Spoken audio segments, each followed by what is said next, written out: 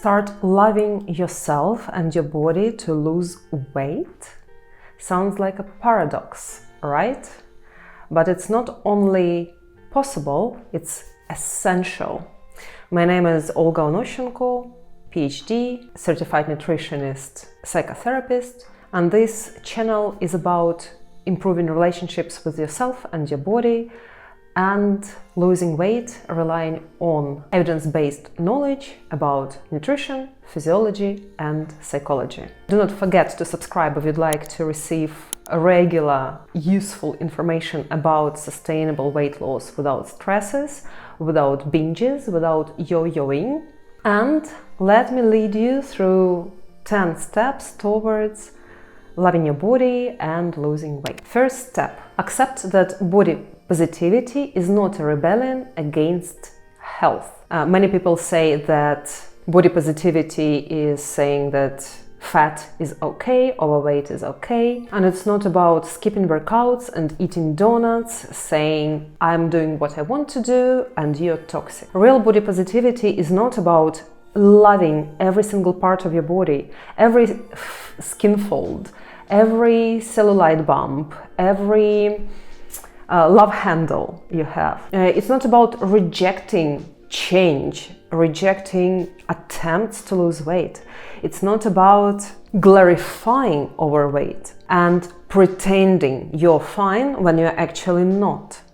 When we say, I don't want to be a victim of body positivity, I don't want to normalize fatness, what you want to say is, I don't want to lie to myself. I don't want to deny discomfort. So it's really important to separate self-indulgence and self-acceptance.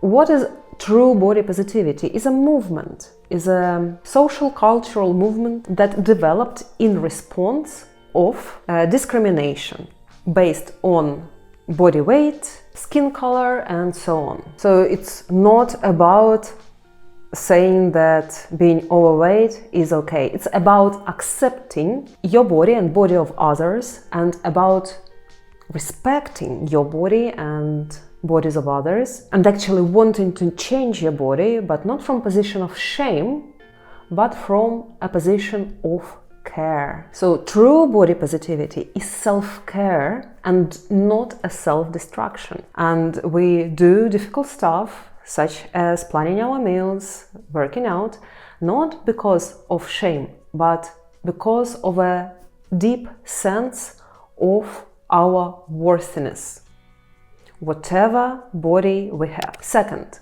understand you're feeling fat.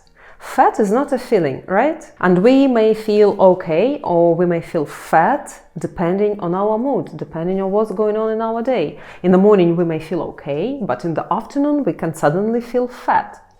If we're bloated, we may start feeling fat. If we overeat, we may start feeling fat. If we're upset with something, we may start feeling fat. So feeling fat does not depend on your weight, because your weight will not change during the day, but your perception of yourself may change. And when we say we are fat, what do we actually mean? I feel vulnerable, I feel ashamed, I feel unnoticeable, I feel undesirable, I feel out of control. Now that we can step back and look at our thoughts and emotions when we feel fat, we are coming to step 3. Step 3 is to normalize not liking how you look. You may ask, how come? But we want to accept our bodies. Acceptance doesn't mean constant euphoria.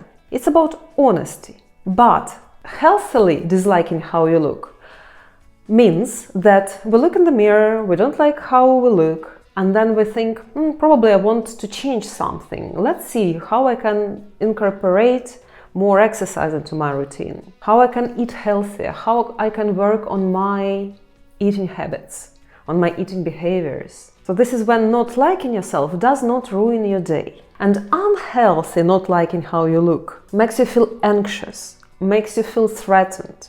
You suddenly start thinking about going on a very strict diet, about exercising every day. It makes you feel really bad.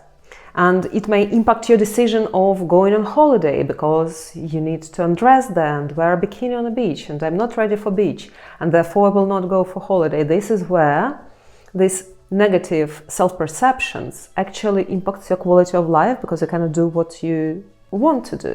Fourth step, normalize wanting to change.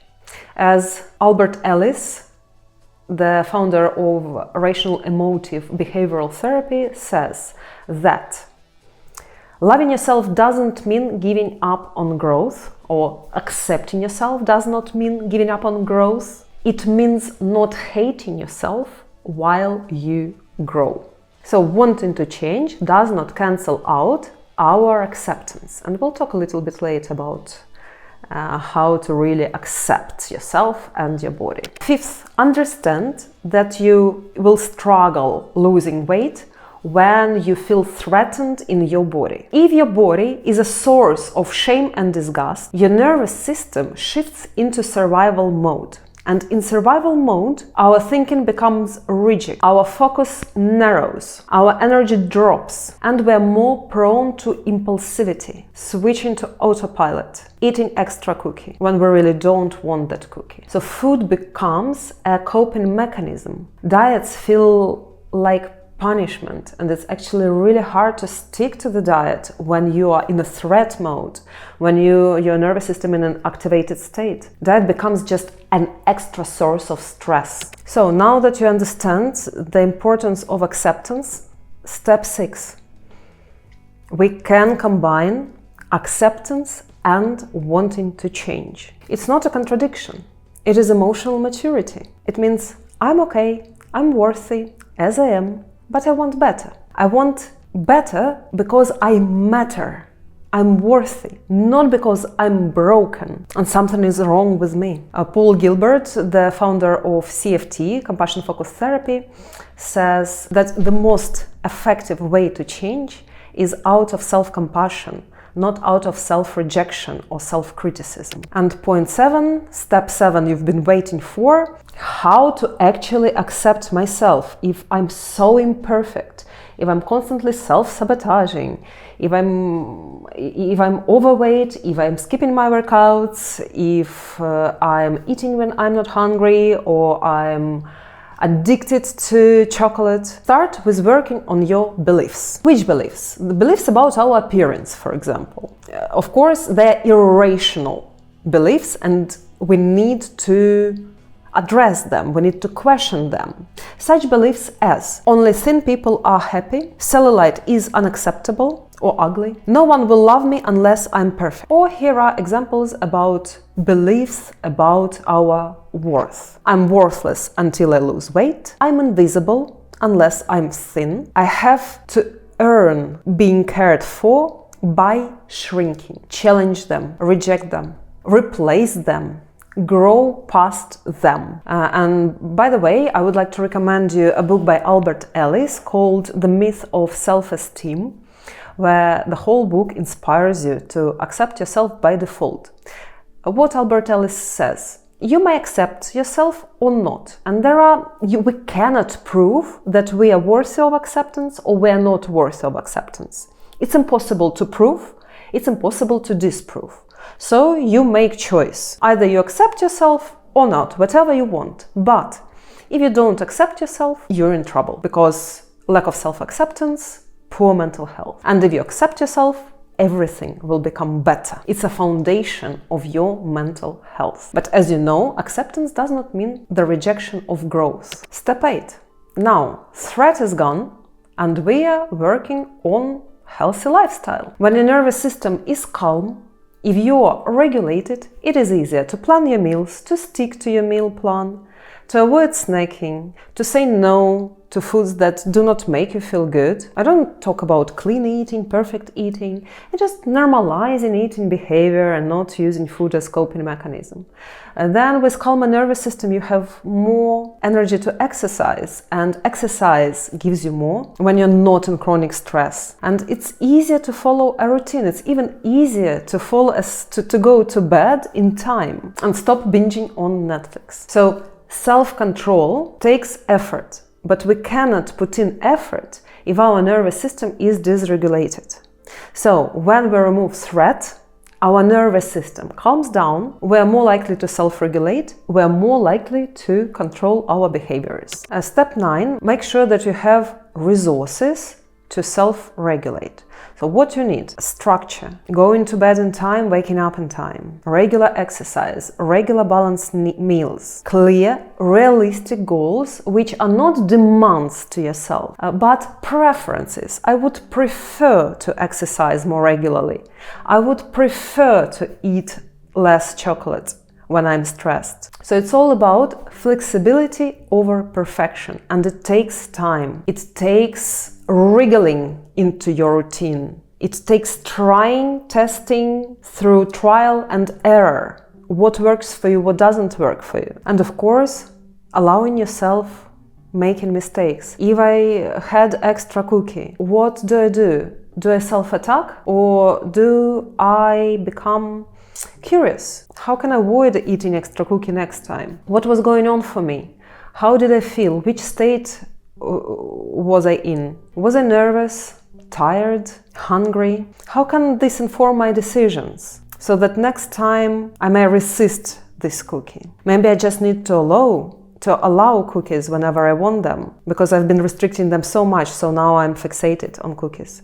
Or maybe I have just to tolerate discomfort of wanting cookie, and the craving will pass. It's all very individual, but it's really important to find what works for you. And this is how I work with clients. We are looking for different ways to communicate with oneself, different ways to treat yourself, and support is really important on the way of changing the way you talk to yourself, the way you treat yourself. Because change, like becoming self-acceptance overnight, is probably not possible. Well, reading the book can help a lot, but if you've been not accepting yourself for 20, 30, 40, 50 more years, then it's really hard to rewire your brain to become more self-compassionate and more self-accepting. And if you are afraid of letting go of your inner critic, inner attacker, letting yourself go, gaining weight, becoming self-indulgent, you need to separate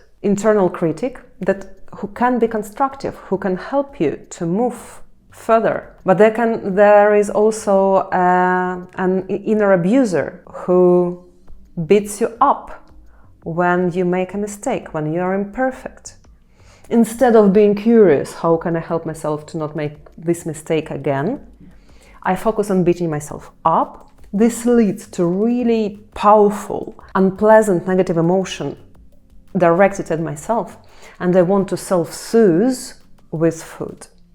And if our internal critic is constructive, supportive, compassionate, it just helps us to develop, to grow, and we grow faster. A self-punishing attitude stops us, slows us down, and self-supportive attitude accelerates our change, our growth, our results. If you have self-supportive internal dialogue, then you have opportunity to stop and choose the action that will work in your favor. At this moment, do I need a healthy, balanced meal? At this moment, do I need a rest? Or maybe indeed I need some sugar. A little bit of sugar after being stressed for a while. It's all about making informed decisions and rational choices, which are only possible when you're in a regulated state, when there is no threat from inside. And 10th step, a bonus step, stop self-objectification. Let's talk about internalized objectification. Historically, thanks to patriarchy, women were taught to be seen, not felt, to be beautiful, not whole. And even if you are a feminist, you were still raised in social, cultural context. A world where in cinema, waistline was more important than the storyline. A culture where pretty was praised more than brave or creative or clever. So what happens if we internalize treating a woman as a sexual object? We think, my body is an object for external approval. It should be pleasing to the eye of others. You stop listening to hunger because you need to fit in certain beauty standard and it doesn't matter what it takes. So you start chasing thinness at all costs. But let's reframe it. I want to change, but not because of societal pressure and not to be liked by someone, but because this is my preference. I choose to do so.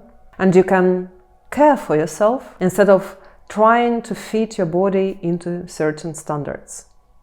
So it doesn't cancel exercising, maybe even doing hip thrusts with a bar to grow your butt, maybe going on a diet, but only if this is your decision, your preference, and you're fully aware of societal pressure and the idea of self-objectification. And it's not only about your appearance, it's about your sense of humor. It's about you as a professional. It's about your social roles. It's about being a best guest on a dinner party. It's about being a good friend. You're not your appearance. So I hope this video was useful for you. If you would like me to go into detail on any of this step, please let me know. I know normally self-regulation is really popular, how to actually not to self-sabotage. So let me know in comments, and please take a look under the video. There are some useful links. You can apply for therapeutic consulting, and you can follow me on Instagram, where I show how I eat and how I exercise from the position of self-acceptance. So, and as I said, self-acceptance is not easy. It will not happen over time. You need a bit of psychotherapy if you want to accelerate it, if you want to go into the right direction. And finally, lose weight without stress, without binging, without yo-yo dieting, actually enjoying the process and doing it for yourself. Not out of threat, but out of feeling worthy. See you soon.